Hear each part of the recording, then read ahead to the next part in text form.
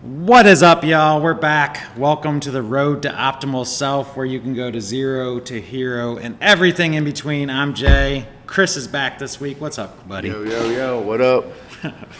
You always got the best intro. The first week, you're just like, yo. My name's Chris Flores. Chris Flores. Monotone. Chris is rocking an All I Want for Christmas Is gains. are these motherfucking Gain shirt. Mind you, it's August, right? Almost September. It's almost September. 28th. And this motherfucker's rocking a Christmas shirt already. So that's just to give you an insight on who the fuck Chris is as a person. He's got a beanie on. It is 100 motherfucking degrees right now. That's the key. That's to keep my hair out my face. Gains are always on my mind. Always on your mind. Anyway, how you been, buddy? Been all right. I'm feeling better now after that workout earlier. Yeah, it was very hot and sweaty, and Chris decided to be a jiu-jitsu specialist on me for about 2.5 rounds, 3 rounds, and then he got a little tired. Fatigued. It couldn't just be that I'm a higher rank belt and I should beat you, but we're gonna blame it on fatigue. And you did win, though, so. But it took me a very long time. So, but it was a nice little workout. We've been both very busy, so it has been 3 weeks since we recorded the last podcast we did together. So it's been pretty hectic. But let's touch base on. I know we talked about motivation in the first podcast we did together.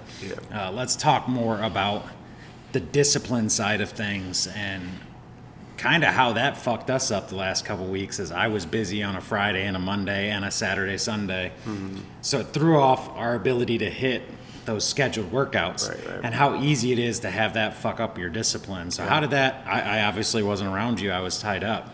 How did that fuck with your, because today was the first day we worked out in almost at least a week, right? It's been like a week. Because I had to miss Wednesday because car issues. But yeah, when get the wrench thrown in the thing, you gotta, I guess, be able to adapt and do something else. But I don't like having your schedule, interrupt. You know what I mean? I like, you like the flow. Yeah, and we fucked exactly. with the flow. So how did that affect you the last week and a half or so? Well, I was able to find ways to still stay busy, sit back a little bit, All else fails, I could always at least just go run. Yeah, is that you what know you were what doing? You know what I mean? So, yeah. But, I like switching it up, doing it how we do it, though, Yeah. Whether it be rolling or striking, but. Yeah, so it was different. Today was my first day grappling since the previous Wednesday, so I went like 10 days without grappling at all, and I definitely felt it. It's amazing how quick you're not so much the win, because I work out like a psychopath anyway, so I wasn't really concerned with losing my fitness, but right. The timing and everything, it was like, I think I got you down right away, right off the first round, and I went to do something, and my timing was off, and you went straight around to my back, and I was like, "Oh fuck, this isn't what I wanted to do. This done fucked me up." And so the timing, and I think there's a parallel to the real world in what I just said. There is, you take 10 days off of something, whether it be exercise, whether it be your diet, whether it be whatever. You don't feel right the first time you go back to it. You know what I mean? It takes. We did 5 rounds today. It took me until the tail end of the 3rd round, I think, to even catch you in anything. Yeah. And after that, you started doing it. I think I had read, actually, I forget what book, but if you don't use a muscle for 10 days, that's when it starts to. I don't know if it's deteriorate, but. There's something to a 10-day thing. Yeah. There's 10 days to lose. It's weird because a habit is usually 21 days to develop it. Yeah. So you got to do something consistent for 3 weeks to develop a habit, but you lose it in 10 days. Yeah. What the fuck is that? What kind of sick fucking joke is that bullshit? It's like, hey, you got to work twice as hard to get it. And then if you even let off the gas a little bit, we're going to take that motherfucker away. So it's always easier to be lazy, right? Dude, it is. It's very, it was very hard, I'll admit, The closest I've come to quitting 75 hard was last weekend. You have Friday, I had to do blood work first thing in the morning. Okay. So I had to fast until, I think I did it at 9-ish. I go up, I hit the blood work, get home, did a workout, even though they tell you not to do a workout after you do blood work. But they don't fucking know me, yo. Yeah. So I got my first workout in. In saying that, my arm was throbbing. So I was like, oh, that was probably a bad idea. But doctor, 75 hard. Yeah, but doctor, fuck you. Anyway, not really fuck you to doctors. I don't actually mean that. But then we went to Cedar Point Shores, the water park, and we were there way longer than we were going to be. So I didn't do my second workout. After being in the sun all fucking day, I had to do an outdoor workout at 9 o'clock at night. Man. And it was like, this isn't what I want to do. Saturday, get up and go to an Indians game. Out in the sun even Out longer. in the sun even longer, and now I get home and I got to do a workout. I mean, being at Cedar Point all day, that's almost like a workout in itself. Like you always leave there drained from being on your feet all day. Well, the only thing that saves me is I'm not, with my back and neck history, I don't ride the rides. Okay. So when the kids get in line, I find some fucking shade and I just kind of chill. Yeah. And I probably worked more at Cedar Point than Debbie even realizes. I would go, all right, kids are going in line. I'm going to respond to these Instagram messages. I'm going to send my announcements on the app. I'm going to do all the shit that I don't have to do later because I'd look like a psycho with a book in there. So I'm like, I'm not going to do my reading. I'm not going to start doing my push-ups and shit. But, You're doing push-ups. just fucking drop down in the corner. That's Cedar funny. Point, dropping. That'd be a do sight. fucking, push-ups. I mean, that's some dumb shit I would do, but I did not do that. That's what separates people, though, you know? Yeah, I mean, in the grand scheme of things, Debbie, Sunday night, some of the kids' parents dropped off the kids to our house, and I'm out on our back deck rowing. I literally picked up a rower and took it home. It's 10 o'clock at night.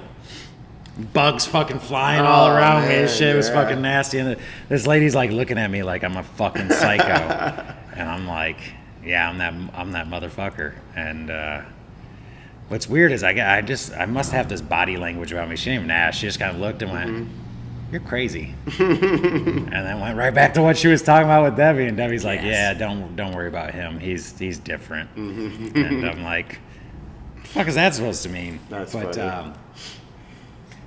it goes back to that discipline piece, which is how I got on this whole rant Right. anyway. When you have, I'm trying to think of what days I was on like day 61, 62 or whatever when this was going on. When you've built this train of momentum up to that point, it was like, I'm not going to let this mental battle of I want to be a bitch and just enjoy my day ruin the progress that I had already made. It's like, I have to keep this going, because the minute I decide to sit down and just call it a day, it's going to snowball the opposite direction. Yeah, absolutely. So it's kind of frustrating. And I'll be the first to admit, I was talking to a couple people about what, my day 75 is next Saturday. And everyone's like, oh, are you going to party on Sunday? You're going to do this? And I'm like, I'm honestly afraid of the thought of just letting it go. Yeah. Because I've worked my ass off for basically 10 and a half weeks to get to this point. Why the fuck would I piss it away? Yeah. I'm not saying I won't enjoy myself or have whatever the fuck I feel like doing that day, but I'm guessing it's going to be a lot more mild than even I can predict, because it's going to be like, that's going to fuck me up, Yeah, I get it. I mean, it takes 21 days to form a habit, right? So you'll be doing 75. Why wouldn't you just keep building off of it? You know what I mean? I told Debbie, and she kind of got a little pissed at me because I was like, I might just go for 100. And she's like, here we go. Here's that bullshit, was her response. But in reality, the diet and the outdoor was really all I changed. I mean, you're one of the few that knows I worked out multiple times a day anyway. The diet was the big change. I read probably 4 days a week, so reading all days, that's a little different. The type of books I read, was a lot different because it was all nonfiction this time, Right. where I would mix in some enjoy, some guilty pleasure type shit. Yeah. But I don't know, man. I don't know what the game plan is going to be. I mean, the main thing that's going to be enjoyable is not forcing myself to be outside. Like when me and you want to roll, and I've already done an indoor workout, it's not going to be like, well, we got to do dumb shit Sunday outside instead. Let's put the mats up outside. Exactly. But in saying that, dude, I think that's part of the. You don't understand the purpose behind the outdoor workout until you're forced to do it, and you realize there is a benefit to being outside. Absolutely. I spent more time this summer outside than I have previous 5 summers, just because of the requirement to be outside. And I got my kids out. I just enjoyed it a lot more because you have to be outside. Yeah. And it's one of those things. I mean, one day I almost suggested me and you hitting the mitts outside. Yeah, But I didn't want to look like a psycho dog. Like, Chris throws bombs, y'all. Chris throws bombs. And I was like, he's going to hit me in front of all these people and I'm going to look like a bitch. Francis Ngannou 2.0. Yeah. Yeah. And I'm Stipe. Just Actually, I'm more of a Jake Paul type of puncher. Hey, let's get on a Jake Paul, Tyron Woodley. Did you watch that interview? That fight is tomorrow. Tyrone kind of clowned him. You talking about the Ariel Helwani interview? Yeah, Oh I only my watched a gosh. little bit of it, but Jake was for being a self-proclaimed like shit starter, and I'm starting to believe you've seen me do a 180 on Jake Paul here recently. I think it's all an act. It is. I think it is too.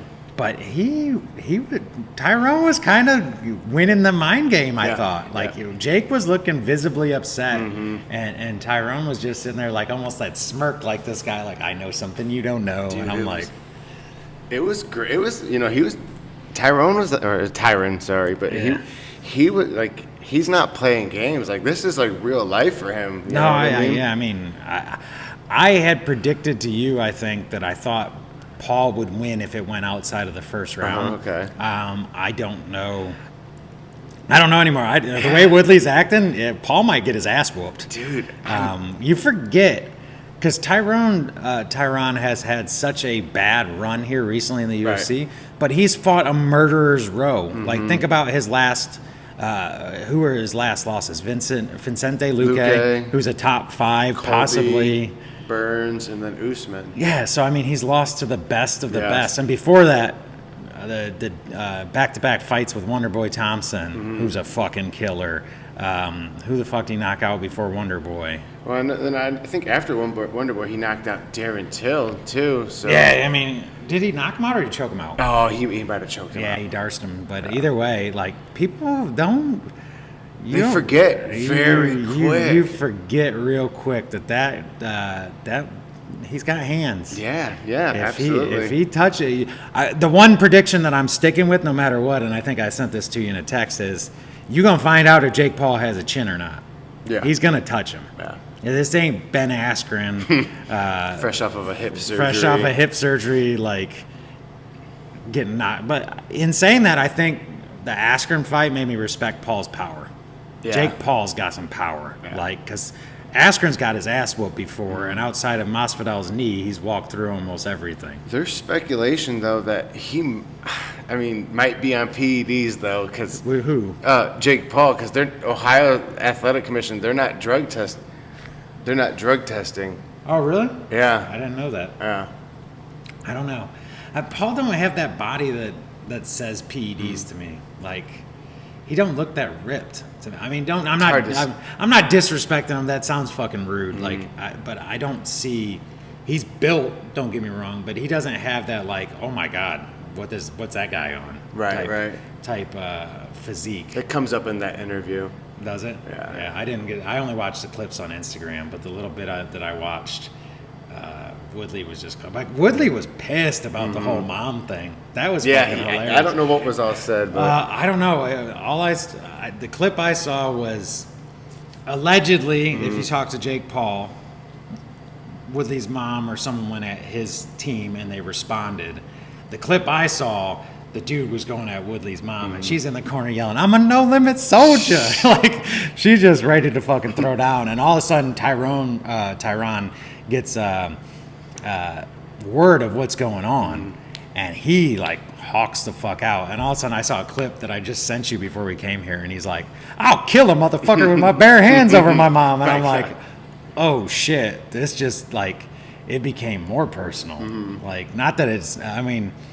Anybody that says a fight ain't personal is full of shit in my mind. Like, the most personal thing you can do is try and whoop someone's ass. So, I mean, even though you might have friendly roles like me and you do, there's still a personal aspect to the role. Like, why you got to do me like that? You know, like, the cool thing about you is, like, you must have elbowed me in the face at least 4 times today. And each time it'd be like, oops, sorry. My bad. Oops, you know, you're so polite, so it's hard to take your shit personal. Because even when you hit me, there's usually an apology immediately thereafter. Right. Before I can even react to what happened, I hear that I'm sorry. And I'm like, okay, no big deal. But there are times you're rolling with people, and they hold on a little longer, or they tweak something when you're like, dude, you saw me going to tap. Like, why'd you got to tweak that? So there's a personal aspect to that. And think about that. We're just rolling. These dudes are about to try and fucking knock each other clean out. Are we able to? We're back. Anyway, fighting's personal, and that I don't think I want to spend $60 to watch that shit, because I still think there's too much crap going on. But I was trying to stream the fuck out of that. For just one fight, too. You know what I mean? Like, Because I don't know about you, but I don't care about any of the undercards. You know what I mean? I couldn't tell you one person's name on the undercard. I'm gonna level with it. I mean, I watch the weigh-ins, and I'm like, who the fuck are these motherfuckers? Isn't somebody else a champion? I have no somebody's idea. got a belt. You know, there's somebody. I have no idea. The one thing I will give Jake Paul is Jake took less money so everybody could get a better paycheck, which is huge. Yeah. And the sad reality about what's happening on Sunday is just how shitty the UFC treats and pays fighters. Think about that. Ben Askren, biggest payday of his life. Yeah. Former champion, too. Former fucking champion. Yeah. Gets his ass beat in one round, makes more money in that one fight than he did in his entire UFC career. Man. Former champion who got pay-per-view buys. Yeah. Pay-per-view points, rather. Woodley. Saying this is going to be probably the biggest payday of his career. Now, I bet you he negotiated better than Askren, I bet. Because Woodley is, I believe, a bigger name than Askren. Yeah. In my opinion. So he might be getting points on this, and that might be why he's making the biggest draw. But damn, I mean, that's a sad fact of MMA right now. Is boxing just that much bigger? Here's the weird thing. You know what I mean? Like, how does it pay more? I don't even know any boxing. I don't know. Maybe I'm very unaware. Very ignorant on it. Canelo, Mayweather, Pacquiao. He's getting ready to fight. The Gypsy King, or Tyson Fury. Yeah, Tyson Fury. I did watch Tyson Fury, Deontay Wilder. Yeah. That brought back boxing a little bit for me. The second one. Yeah, the second one I watched. Yeah. Fury fucked his ass up. But the first one where he had him. No, the second one, Fury fucked him up. The first one, Wilder had him knocked out almost. Fury did the fucking like Undertaker sit up. It was like, whoa, this motherfucker's like, whoa. Yeah. It's so there aren't a lot of big boxing names that I know. Triple G, Anthony Joshua, I know. Davis. Yeah, there's that one kid that does the really fast uppercuts on King Ryan. Is he good? I don't know. Ryan Garcia, I think it is. He's like on the internet a lot doing that. Yeah. Super fast. I don't know that, but Trevor Whitman. I just don't know. I mean, I just came up in I think our age group.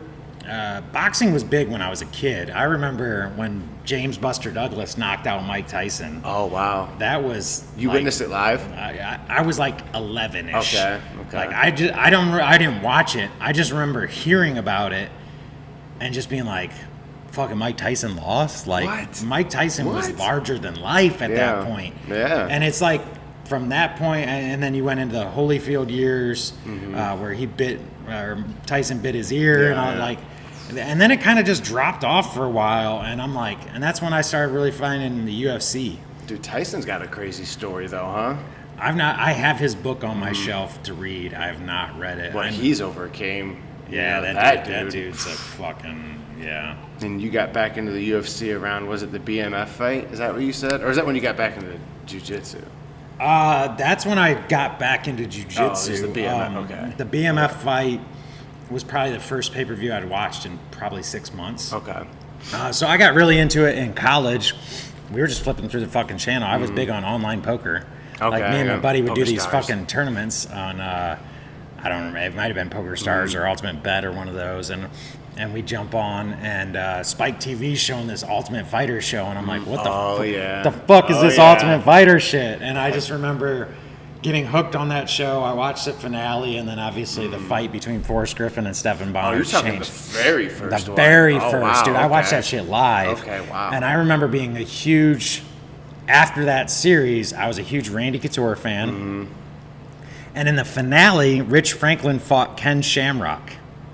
Okay. And Rich Franklin being an Ohio boy, guy, yeah, I was like, hey, OH, motherfucker. Sweet, Rich yeah. Franklin's my guy, looking like Jim Carrey and shit. And I think from that point, I watched it here or there. I watched a lot of Spike replays. I didn't watch it live. And then when I met Debbie, my wife, it was UFC. Which one was, it was Couture defending against Gabriel Gonzaga. I think it was like UFC 74. Don't quote me on that. Yeah. Before my It time. was 70s. I watched every pay-per-view. We had like 10 of us would watch at our house. UFC 74 through like 138. Oh, man. Like we literally That's a watched good run. every single pay-per-view. Then GSP retired. And I was like, UFC kind of has got to the point, and I still struggle with this. Me and you talk about this in the past, where they just run too many fucking cards, in my opinion. I can't keep up. Like, if you got a wife, Yeah. 2 kids, own a gym, doing my shit with First Form, having a full-time job, I can't watch a pay-per-view every fucking weekend. And even if it's not a pay-per-view, even if it's a free one. But back in those days, we kind of talked about this earlier, they used to have Wednesday night fights before WEC and UFC merged. And that was my shit, because it was like, hey, midweek, watch a 2-hour UFC. On a Wednesday. And it was fucking great. But then when GSP retired, I kind of got away from it. Unless Stipe was fighting, because that's my dude, Ohio guy again. And then GSP came back, fought Bisping. I watched that one. And I remember the whole rise of Conor. I was never a big Conor guy. He talked too much shit. Love when Nate Diaz beat his motherfucking ass. That was probably my favorite UFC fight of all time. Saw that one live. But then they started advertising the BMF, and it was kind of a joke amongst my group, because I've always said I'm a bad motherfucker. Like, that was just my response to everything. People were like, you, what are you doing? Why are you doing so much shit? I'm like, you don't understand, I'm a bad motherfucker. So they came out with a BMF belt, and I'm like, that's bullshit. I want the belt, but I ain't fighting any of these motherfuckers. So we went to B-Dubs to watch it. And I remember watching Wonder Boy versus Vicente Luque. Yeah. Destroyed him. Destroy him. The rest of that card was not that good. Yeah, Derek Lewis is on. I remember that. Yeah, That Derek Lewis, great. that was a horrible fight. And what was the other fight that was not that good? What was the co for that? Was the co Stephen Wonderboy? It might have been. I know Lewis fought that Blagoy guy, Yeah. and I thought Lewis actually didn't win, but he got the decision. Yeah. But that's just off subject. I can't remember the other one. And then I just remember watching the BMF fight and being pissed how it ended.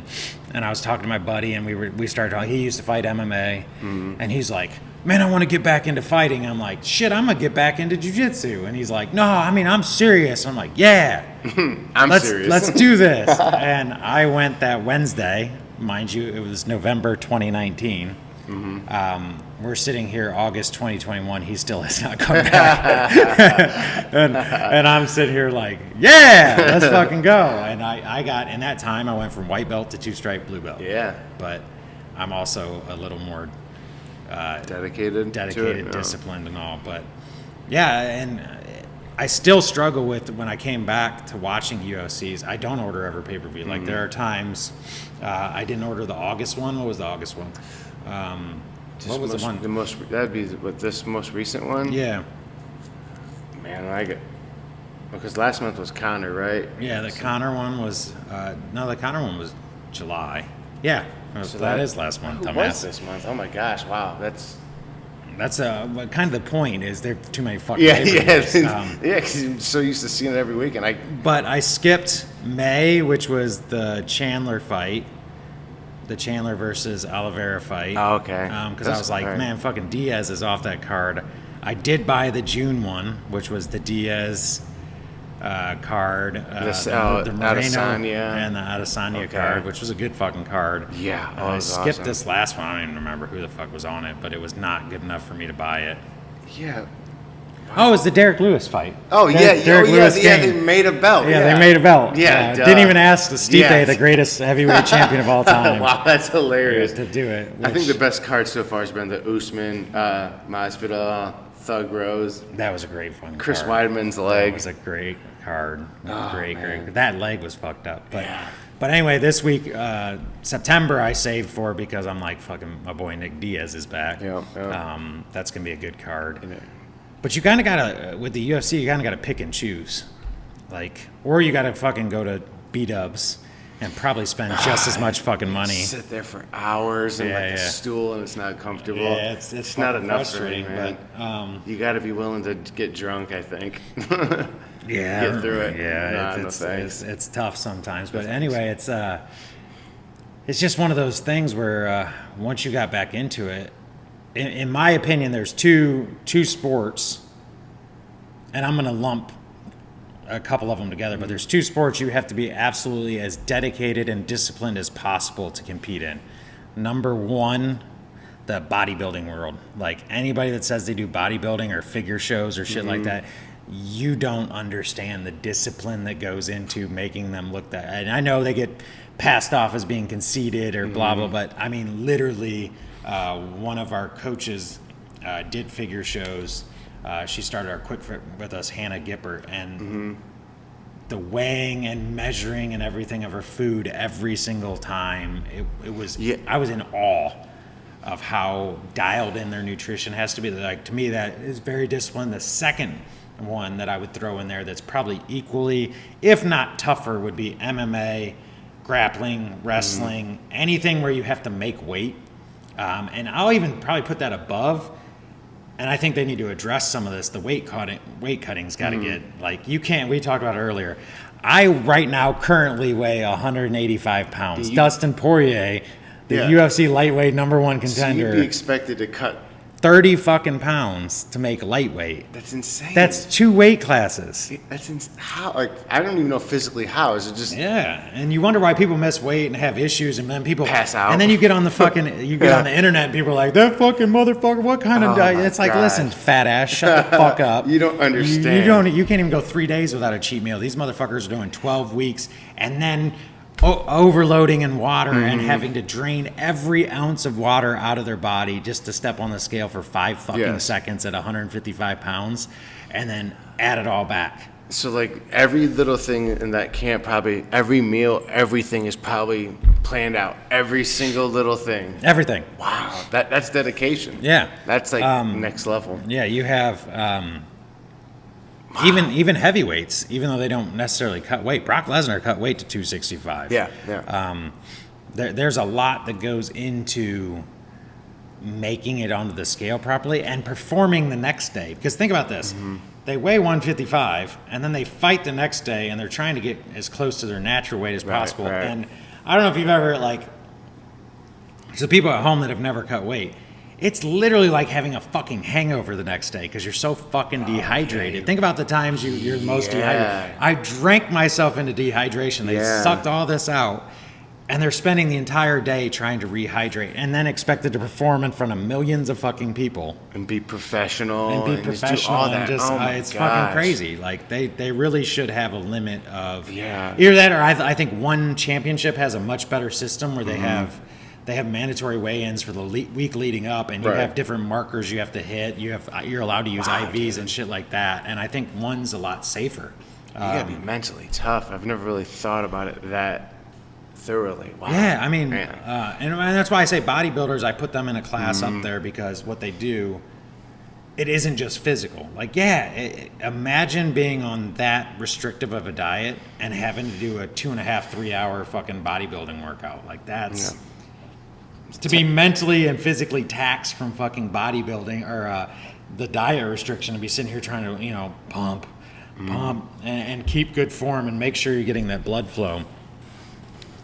And the amount of rice and chicken and fish and just the food they eat, it would just, to me, those are the most disciplined and difficult to do. I don't know, you got any that would, I mean, take a triathlon or an Ironman or something like that. You got to be very disciplined to do that, but it's almost like the flip side. It's eat whatever the fuck you want and just learn how to do, you know what I mean? Like, and I'm not taking anything away from them. I just think the restriction of calories is a lot harder than, how do I figure out how to fuel my body for this one day? The temptation, you know what I mean? Because like if they're restricted to certain things, Yeah.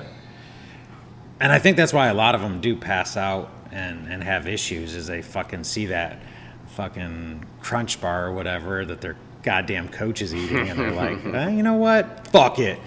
It's only going to be an extra half pound to cut. Well, after 30, that might change your mind. That half pound can make the difference, though. So I do think that's a different level of discipline that you could never truly understand. Like, that's fucking tough. You know what I mean? Oh, yeah. And then for people like you and myself that have been here and done the grappling, imagine doing the grappling trying to cut 30 pounds. I mean, it's just a whole other thing to have to worry about. Yeah. Like, I don't know. I'm not there yet at all. I can tell you I cut weight for my first jiu-jitsu tournament. I will never fucking try it again. How much did you cut down? 8 pounds. And that was pretty tough? Well, I've never cut weight before, so I did it stupid. And I kept hearing wrestlers go, "Oh, dude, 8 pounds, just sweat in the sauna for a fucking hour." Didn't work out that way, did it? I mean, I lost the weight, and I felt fine. But when I went to perform, my body didn't feel explosive. Okay. I felt lethargic, and I mean, spoiler, I got the fucking hell beat out of me, so it might have just been I got the hell beat out of me and I'm making excuses now, but I did not feel right. I gotcha. In saying that, I probably would have got the hell, like, this dude was better than I was. Like, it wasn't technical mistakes. Like, this dude was legit. But yeah, I just only cutting that little bit of weight. I don't know that I want to do that again. Have you ever thought about competing in any of this stuff? Because you're a different mentality. Like, you really. I don't think I'm confident enough yet. I'm not. I don't think I believe in myself enough yet, in my own skills and game. We haven't figured out a way to get you that aggression that you need to be competitive. Because to compete, I feel like there's a whole nother switch that you have to flip. You know what I mean? There is, yes and no, but I think the way that we've trained and the things that we actually work on outside of hills has you pretty set up for a lot of the stuff that you. Because we train a lot of stopping really aggressive wrestlers, mostly because that's the people that beat my ass. I just have fun doing it, like if I'm having fun just doing it like this, it's like I don't know if I really need to do it, you know what I mean? Like, I guess it'd be kind of cool if to win something, but I'm having fun, just training so far. So maybe it gets to a point down the road where you're like, all right, I need something to train, because I'm the same way. I could care less. This team thing we're doing in September really sounded fun to me. I would have much rather you been a blue belt and done it with you, just because we've trained so much together. But right. I think something like that changes the game a little bit. I'm not even excited for the individual competition. I'm doing it because you had to do both, and I'm like, fuck it, I'm gonna go ahead and try them both. But that's what knocked it over. Whoops. That's what makes me tick is that camaraderie piece. Yeah. So maybe you get to a point where you're like, I needed that little extra, because you will get into a point where it's like, no matter how disciplined you are, it's easy to skip that one workout, or it's easy to just go, all right, this week I don't feel like doing it. Or like today, I made you go 5 rounds, even though you probably didn't want to. Yeah, I was probably tired after the third, fourth, and like, Yeah, but that's in my opinion, that's why you compete, is A, to test yourself if you need to. And I'm not even saying you ever need to. There are just people that get competitive and want to test themselves. Right. And B, you hit that, like I've been doing this almost 2 solid years back now, and I needed something that actually flipped that switch and made me pay attention a little bit more. Because there are times where you're just there and you're like, yeah, we've done this past fucking 400 times. Who the fuck cares? But when you're training to compete, you pick up on those little nuances. Like I told you today, when you got tired, you gave a little bit more space with your arm and allowed me to get an underhook on you a couple times. And I'm like, that's the little things you pick up on when you're getting ready to compete versus when you're just fucking around. You're like, oh, I'm going to do this step around arm bar and see if I hit it. Whereas when I was doing it today, I was making sure before I went for it, I had the correct grip. That way when I finished it, it was... Well, I didn't end up finishing it because you stacked me, and then I went to a triangle, and then I got a fucking foot cramp of all foot cramps, and you escaped, and I cried like a bitch. I mean, I'm having trouble just, maybe if I was beating everybody who I train with, but that's not happening, so it's like, maybe I should just be content with competing with the people that I work with. You know what I mean? I think here's where I would disagree with you a little bit. On one hand, when's the last time you worked with someone that has been doing this less than you, or even the less than me, or even the same amount of time as you? I mean, I don't really know if I've worked with anybody who's been doing it less. That's. I'm still like the newest. Has anybody started since you started in that class? There was a guy that went like I think 2 weeks. Yeah. And he hasn't been back since. So. Yeah. And did you ever roll with him? Kind of, not really. Like we did like one of those little positional. Yeah, things. and like I was letting him like do stuff. You know what I mean? Like giving him looks just to see if he'd do it. Like it wasn't me actually trying hard, so it wasn't nothing like that. So you're comparing yourself to people that have been doing it longer than you. Yeah. I guess. Yeah, and are they all the same size as you? Are they all the same size? No. No, that's right. So you're either comparing yourself to people that have more experience than you, or they're different sizes than you. So I don't. It gets discouraging, but when you say it like that, I guess that'd be my true test. Yeah, I guess go compete, and then that's when you'd find out, right? But I don't know. I'm not saying to do it. I'm just saying at some point that might be what triggers you. Right. Or even just go to a team training in Toledo where you're rolling with someone more. Because I will tell you, one of the things that I've noticed about you, and I only noticed it about you because I think it was Caleb told me this after one of my competitions. He's like, Jay, these guys don't know your game. I'm like, what the fuck is that supposed to mean? He goes, you're rolling like they're one of us that know your tendencies. You know what I mean? Like, and whether or not you want to believe this or not, there's times when you roll with a Clint, a Joe, a Greg, or even myself here, or Tyler here, or Caleb here, you know our tendencies, and you roll different because you know what we're going to do. Yeah. You never you never try to implement your own game plan because you're already worried about what we're going to do. So sometimes when you're rolling with new people, it's a whole that's when you thing. learn who the fuck you are because you're like, oh, this motherfucker don't even know. Yeah, you're right. I mean, and probably myself or Caleb are probably the two that switch it up the most on you. Because there are times I just do shit just to fuck with you completely. Like, I remember one time butt scooting my way all the way over to you, and you just stood there, and I popped up and shot a double, and your face was like, son of a bitch. Yeah, you're right. It's a whole different look. But I will literally, I think I told you this the one time, which, by the way, you got out of my darts for the first time ever today. Oh, yeah, that did happen, didn't it? But I will tell you, I went away from a darts for about, 2 months. I didn't even try a darts on you. Right. And then about the time you stopped defending him, I'm like, okay, I'm going to remind him that I can fucking do this. But that's what you need in training is to work with people that don't do the same shit over and over because you subconsciously play their game. Yeah, that's so true, too. Never thought about that. I know I talked to you about this in the past, and I'm not disrespecting anybody, but you're always like, Joe's got such a good guard, and I'm like, so don't play his guard game. Like,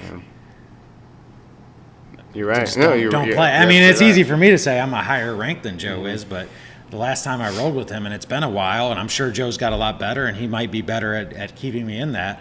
I just didn't play the game. Mm-hmm. I let him get into like De La Riva, and then I just passed from there, and I was like, okay, now you don't notice the good guard game because now you're in a position where he's not as comfortable.